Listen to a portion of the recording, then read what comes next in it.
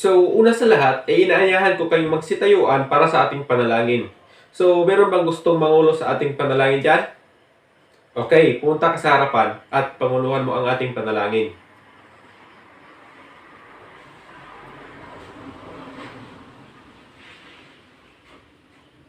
Amen. Magandang tanghali mga estudyante. Magandang tanghali. Anong nangyari? Ba't ang tatamlay nyo? Kumain na ba ang lahat? Ay nako, hindi pwede yan. So ganito na lang. Nais ko muna magsitinginan kayo sa inyong mga katabi. Okay, magsitinginan kayo sa inyong mga katabi. Tapos na? Okay, so ngayon, nais kong sabihin nyo sa inyong mga katabi na hi, hello, okay? Isa, dalawa, tatlo. Hi, hello. Ano, naamoy nyo ba yung ulam ng inyong mga katabi? So, sa mga hindi nakaamoy ng ulam ng kanilang mga katabi, ay yung mga katabi ninyo ay hindi pa kumakain kaya matambalay. Di, biro lang. Okay, maaari na kayo umupo. Pinapatawa ko lamang kayo kasi nakikita ko sa inyong mga aura na parang hindi pa kayo kumakain at para kayong matamlay. Anyways, bago lang kasi kayo kumain kaya parang medyo matamlay talaga kayo. So, naiintindihan ko yan. So, sige.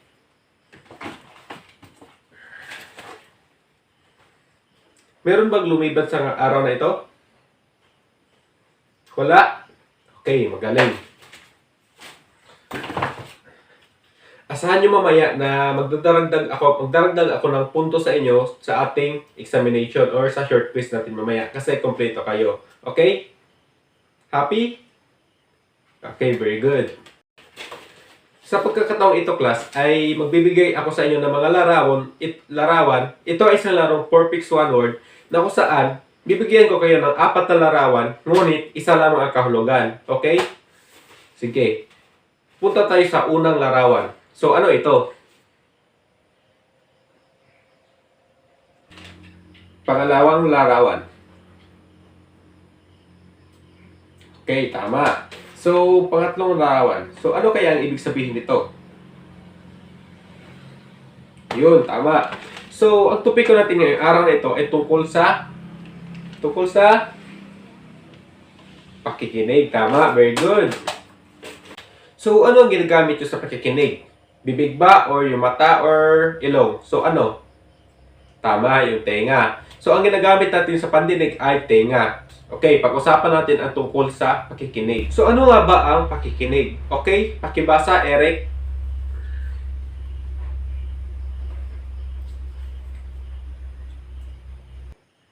Okay, maraming salamat, Eric. So, ang pakikinig, ito ay isang proseso ng pagtanggap ng mensahe or ng mga ingay na mula sa ating kapaligiran. So, ang pakikinig ay isa sa ating senses na kung saan sumasagap ang ating tenga ng mga tunog na mula sa ating kapaligiran. So, hindi lamang tao ang mayroong kakayahan na makarinig. Maaari ring hayop, mga insekto, or kahit ano na mayroong kakayahan makarinig. So, alam nyo ba na mayroong isang hayop sa mundo na kung saan ay lumilipad siya, ngunit hindi niya ginagamit ang kanyang mata upang malaman niya na meron ba siyang dapat iwasan sa kanyang palipad. So, alam niyo ba kung ano ang hayop na yon? Okay, tama. Yun ay isang paniki. So, ang isang paniki, ang kanyang abilidad sa kanyang paglipad ay hindi siya gumagamit ng kanyang mata upang makakita ng kanyang dapat liparan or yung mga dapat niya iwasan sa kanyang paglipad. So, ano ang ginagamit niya sa paglipad para hindi siya tumawa sa mga bagay-bagay na nasa kanyang daraanan? So, tama. So, ginagamit niya ang kanyang boses kung saan yung boses na yon ay kapag lumilipad sila ay nag-iingay-ingay sila at kung sakaling bumalik sa kanila yung tunog na ginawa nilang ingay ay malalaman nila na merong bagay sa kanilang harapan at yun ang ginagamit nila para kanila itong iwasan. So, ang tawag doon ay echo. Ginagamit ng mga paniki ang kanilang matalas na pandinig upang hindi sila bumaga sa mga bagay-bagay na nasa kanilang harapan. So, halimbawa na lamang. Kapag tayo ay nasa kuweba, di ba kapag tayo ay nasa kuweba at tapos tayo ay sisigaw, ay para bumabalik yung tunog sa atin na ating ginawang ingay. So kapag magtawag tayo ng pangalan, ay bumabalik rin yung sinasabi natin, tinatawag natin pangalan, bumabalik din sa atin. So kaya nga nandun nakatira yung karamihan sa mga paniki kasi doon nila, marami silang mga nasasakap ng mga signal doon o yung mga ingay doon na maaaring makakatulong sa kanila upang mamuhay. Okay? Nakuha niyo ba ang kahulugan ng pakikinig? Okay, magaling. Ngayon, ay pupunta naman tayo sa mga uri ng pakikinig. Okay, pakibasa ng sabay-sabay please.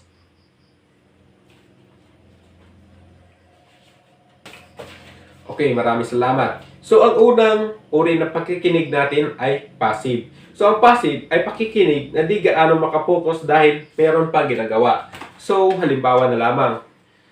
Kapag tayo ay nagwawalis, tapos merong inutos sa atin ang ating nanay. At dahil nakapokus tayo sa ating pagwawalis kasi merong madaming dumi, medyo maraming tayong lilinisin na kailangan natin pagtuunan ng pansin, ay medyo hindi na natin narinig yung inutos sa atin ng nanay. Kaya ang nangyayari, tayo ay pinapagalitan. So, naranasan nyo na ba yung ganon? Okay. So, isa yung halimbawa sa passive na uri ng pakikinig. Okay. So, ang pangalawang uri ng pakikinig natin ay kabaliktaran lamang ng una. So, kung ang passive ay hindi tayo nakafocus sa pakikinig, ito ay nakafocus na tayo at yung buong wisyo natin ay nakatuon lamang sa ating pakikinig. So, parang ayaw na nating pagalitan, di ba? Kasi kabaliktaran lang ito ng passive. So, ang pangalawang uri na ito ay nakapokus lang ating wisyo sa ating pakikinig. Halimbawa na lamang. Kapag meron tayong pinapakinggang istorya, or example, love story, yung mga Romeo and Juliet, kapag nakikinig tayo sa mga istoryang yon, tapos, nandun tayo sa isang tindahan, tapos tayo yung tindera, dahil tayo ay nakafocus sa ating pakikinig dahil nagustuhan natin yung kwento, kunwari nasa climax na tayo, kaya nakatuon yung ating wishes sa ating pakikinig, tapos merong isang bumili. So, dahil tayo ay nakafocus lamang sa pakikinig, hindi na natin narinig yung merong bumibili. So, ang nangyari, pinapagalitan na naman tayo. So, gano'n na naman. So, meron din palang paggagalit ng nanay dito. Okay. So, yun ang ibig sabihin ng okay. So, ang analytical na uri ng pakikinig ay isa itong uri ng pakikinig na kung saan ay inuusisa ang bawat detalye na iyong napakinggan upang makapagbigay ka ng isang opinion. So, halimbawa na lamang. Kapag kayo ay darating sa grade 10 or sa senior high school or kahit sa kolehiyo, ay magkakaroon kayo na isang gawain na pamarahang papel or research paper. So, ang research paper ay isang maaring individual o grupong activity. So, group activity. So, maaring individual or group activity, okay? So, sino ba sa inyo dito ang nakakaalam or merong ideya ukol sa pamanahang papel? Pakitaas lamang ng kamay. Okay, so magaling. Mas mainam naman kung kayong lahat ay meron ng idea ukol dito. So, ang research paper o pamanahang papel ay naglalayong masagutan ng isang katanungan ukol sa isang spesipikong topiko na naglalayong malaman ang kasagutan dito. So, pagkatapos nun, matapos yung makumpleto lahat ng pahina na nasa isang pamanahang papel o research paper, ay i-defend niyo ito. So, sa pag-defend niyo dito, ay merong panelists sa inyong harapan, merong mga judges, at tatanungin kayo kung bakit ganun ang naging resulta na iyong research. Bakit naging negative ba yan or bakit naging positive ang resulta na iyong topiko. So, sa bawat sagot niyo ay ina-analyze ito ng mga bawat panelist or yung mga judges natin. Ina-analyze nila yung bawat isa sagot niyo. So kung magkataon na yung sagot niyo ay nagkamali, example, yung sagot niyo ay naging positive ngunit negative naman doon sa inyong research paper, so ibig sabihin nun ay hindi kayo nag-aaral sa inyong pamanahang papel. So kung kayo pa ay naguguluhan, so ito pa isang halimbawa. Sa isang zona ng isang presidente. So sa zona ng isang presidente ay mayroong mga analitiko. So ano yung mga analitiko? Sila yung nag-uusisa sa bawat detalye na sinasabi ng isang presidente. Sa zona ng isang presidente ay sinasabi nito ang kanyang mga accomplishments, yung mga natapos na mga project, sinasabi niya dito lahat at nililista niya ito. So, sinasabi rin dito yung mga budget, yung kahit anong year, or yung kahit anong mga natapos sa gawain ng isang presidente. So, kung meron nakita, kung ang analytico ay meron nakita mali or meron silang nahalatang sumobra yung budget, ay itinataas nila ito at itinatanong nila ito kung bakit ganun kalaki yung budget sa isang proyekto na to, kung susumahin ay maliit lamang na proyekto lamang iyon. So isang magandang halimbawa ukol sa isang analytical na pakikinig. So nakuha nyo ba? Okay, magaling. So pupunta naman tayo sa susunod na uri. Pakibasa lahat.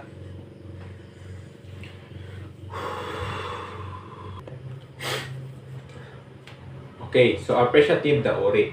So ang appreciative na uri, ito lamang ay nakabase para sa ating pansariling kagustuhan. So, bawat tao ay meron iba't ibang kagustuhan. Meron silang iba't ibang kagustuhan na pinapakinggan. Yung ibang lalaki dyan, gustong makinig ng mga life story, habang yung ibang babae naman ay gusto makinig ng mga love story, kasi meron nga tayo iba't ibang hilig. So, ang appreciative na uri naman, ito lang ay nakadepende sa isang tao kung ano ang hilig nila, kung ano ang gusto nilang mapakinggan. Kumbaga nasa iyo na kung ano ang pipiliin mong pakinggan. Okay? Nakuha niyo ba? So nakuha niyo ba ang lahat ng uri ng pakikinig? Naintindihan niyo ba lahat? Hindi pa kayo nakuguluhan? Okay, magaling. So kung mayroong uri ng pakikinig, meron din tayong tinatawag na proseso ng pakikinig. So, tignan nyo ang larawan na ito.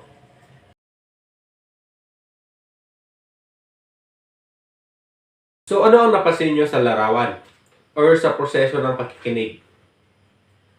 Okay, so para bumabalik lang ito sa atin din, no? So, ang unang dapat natin gawin sa proseso ng pagkikinig ay ang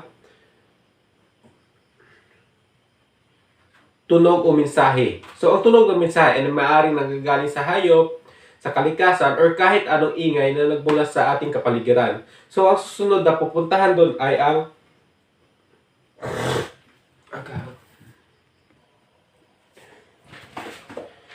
So, ang susunod na puntahan ng tunog o mensahe na yon ay pupunta sa ating auditory nerve. So, ang ating auditory nerve ay naglalayong masagap niya lahat ng mga ingay or kahit anong tunog na mula sa ating kapaligiran. So, mula sa tunog, papunta sa ating auditory nerve. Sa kasunod naman ito ay ang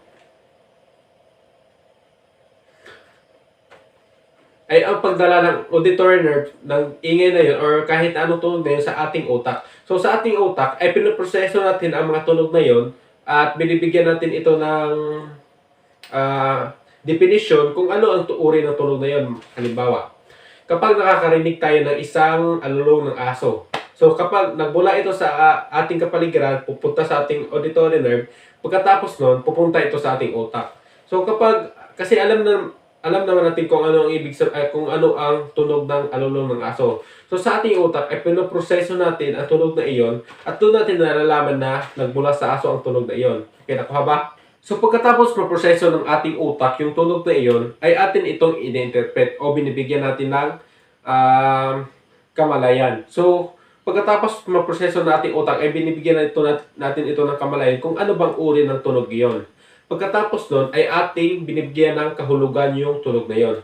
So, pagkatapos natin maintindihan yung tunog na iyon, ay doon natin nalalaman na tunog pala yun ng aso, yung pusa, or kahit ng hangin, tunog pala yun ng hangin. So, atin itong binibigyan ng kahulugan. So, pagkatapos natin ito bigyan ng kahulugan, ay doon na tayo bibigay ng ating reaksyon.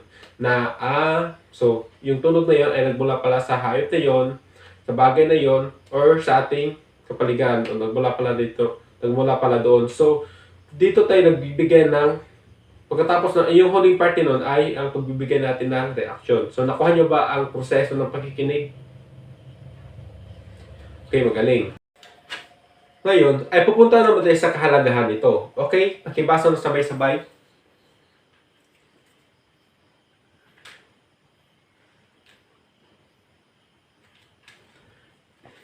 So, ang pakikinig ay napakahalaga sa atin sapagkat ang pakikinig ay mas mabilis makakuha ng impormasyon kaysa pagbabasa. Kasi mas madali nga makinig kaysa magbasa, di ba? So, kapag tayo ay merong napaparinggan, ay madali natin itong nakukuha. Unlike kung tayo ay nagbabasa, kasi pagbasa natin ay medyo matagal pa tayo magbasa kasi inuunawa pa natin iyon. So sa ating pakikinig, inuunawa rin naman natin iyon, ngunit mabilis lamang ang proseso. So ang pangalawa, ang pakikinig sa kapwa ay daan para magkaintindihan. So sa pagkomunikasyon natin, hindi lang pagsasalita ang uri ng komunikasyon natin, kundi isa rin ang pakikinig sa ating pagkomunikasyon. Bakit napakahalaga ng pakikinig? Ito. So, kung meron tayong hindi naiintindihan na bagay, tapos merong isang tao na mas nalubhasa sa iyo or merong alam sa inyo, tapos sinanong mo siya, ay doon niya sasabihin sa iyo or ini-explain sa iyo at ipinapaliwanag sa iyo para sa kahulihan ay maintindihan mo rin. So, isa iyon sa pinakamahalagang dahilan kung bakit mahalaga ang pakikinig. Okay? Isa pa sa dahilan kung bakit napakahalaga ng pakikinig sa atin ay kung ikaw hindi marunong makinig sa iyong kapwa, ay para ka lamang din itong isang makasarili. Halimbawa na lamang, kapag tayo ay nasa isang paaralan at ginawan kayo ng pangkat ng inyong guro. So sa pangkat na iyon ay ikaw yung leader. So kapag hindi ka marunong makinig sa iyong mga miyembro or yung mga kagrupo mo, ay parang ikaw lamang din ang nasisiya sa mga ginawa ninyong activity. Kasi yung mga suggestion nila, hindi mo ito sinali kasi hindi mo sila pinapakinggan. So yung idea mo lamang ang iyong sinusulat. So ang resulta nun, ikaw lang magiging masaya. So hindi yun matatawag na group activity kung hindi individual activity lamang. Kasi ikaw lang ang gumawa ng activity na yun at hindi mo pinapakinggan yung mga suggestion nila. So nakuha nyo ba? Okay, magaling. Kung nakuha nyo na, ay meron ako mga katanungan dito. So, ano ang pakikinig para sa inyo? Okay, tama. So, pangalawa, ano ang iba't ibang uri ng pakikinig? Okay, very good. So, pangatlo, ano ang proseso ng pakikinig? Dapat ito ay nakaayos. So, meron proseso doon, di ba? Yung mga arrow, dapat nakaayos yun. So, pakitaas ang kamay, pero isa lamang ang sasagot, okay? Okay, pakisagot. Tama. So, halatang nakuha mo yung ating topiko ngayong araw nito. Sige. So, sa pagkakataong ito, ay aking ibubuod ang ating mga tinalakay. Tinalakay natin ngayong araw na ito ay tungkol sa pakikinig. So, ano nga ba ang pakikinig? Okay, very good. So, ang pakikinig, ito ay ang pagsagap ng mga mensahe o tunog na nagmula sa ating kapaligiran. Magpahayop man ito or tao. So, ang ginagamit natin sa pakikinig ay ang ating tenga. Okay, nakuha nyo ba? Sige. Pupunta naman tayo sa susunod. So, meron tayong mga uri ng pakikinig. Una ay ang passive. So, ang passive na pakikinig, ito yung uri ng pakikinig na kung saan hindi tayo nakafocus sa ating pinapakinggan. Pangalawa, attentive. So, ang attentive naman ay kabaliktaran lamang ng passive. Kung ang passive ay hindi tayo nakikinig o hindi tayo nakafocus sa ating pinapakinggan, ang attentive naman ay nakafocus na tayo sa ating pinapakinggan. Pangatlo, analytical. Analytical na uri ng pakikinig. So, ang analytical, isa ito uri ng pakikinig na kung saan inaanalisa natin ang bawat detalye ng ating pinapakinggan upang makapagbigay tayo ng opinyon. Susunod, critical na pakikinig. So, ang critical na pakikinig, ito ay ang uri ng pakikinig na kung saan binibigyan natin ng moral ang ating bawat napakinggan.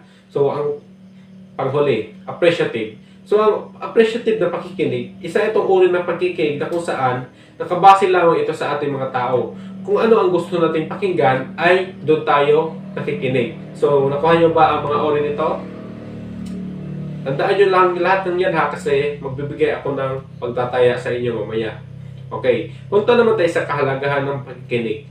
So, bakit nga ba napakahalaga ng pakikinig? Ganito. Kung marunong tayong makinig sa ating kapwa, ay para lang din tayo nitong kumilala ng mga bagong kaibigan, sapagkat yung pakikinig sa ating kapwa ay para lang natin kinukuha yung mga suggestions nila para sa atin, para sa ikabubuti natin. So, yan ay isang halimbawa kung bakit napakahalaga ng pakikinig sa atin. Nakuha niyo na ba? Ay nais kong kumuha kayo ng 1.5 papel para sa ating maikling pagsusulit. Okay. Unang tanong.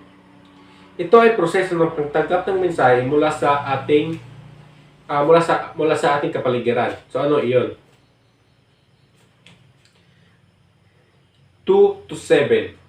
Ilarawan ang proseso ng pakikinig. So, yung mga merong araw-araw na nakikita nyo kanina, yung larawan na merong araw-araw, yung proseso, nais kong ilarawan nyo iyon na nakaayon sa pagkakasunod-sunod dito o yung tamang pagkakasunod-sunod dito. Tapos na? Okay. 8 to 12. Ibigay ang 5 uri ng pakikinig. Ibigay lamang ninyo ang 5 uri ng pakikinig. Okay. Tapos na ba lahat? So, dahil 12 lang yun, dahil sa numero 12 lang tayo, ay yung 8 points doon ay ipa-plus ko lamang sa inyo kasi kayo ay complete attendance ngayong araw nito. Okay ba? Ayos? Okay, magaling. So, ipasa ninyo ang mga papel ninyo sa harapan.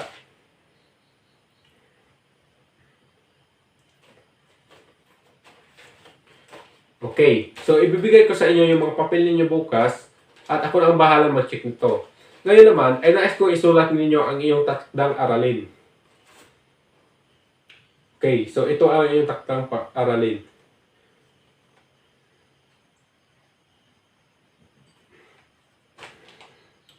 So, magsaliksik kayo sa isa pang uri ng makrong kasanayang pangwika, which is ang pagbasa. So, isulat niyo ang kahulugan nito. So, kahulugan lamang ha. Isulat niyo ang kahulugan nito sa 1.5 papel. Tapos, kukolektahin ko ito bukas. Okay? Inaasahan ko na makagawa kayo ng assignment. Okay? Sige, maraming salamat. Paalam, mga estudyante.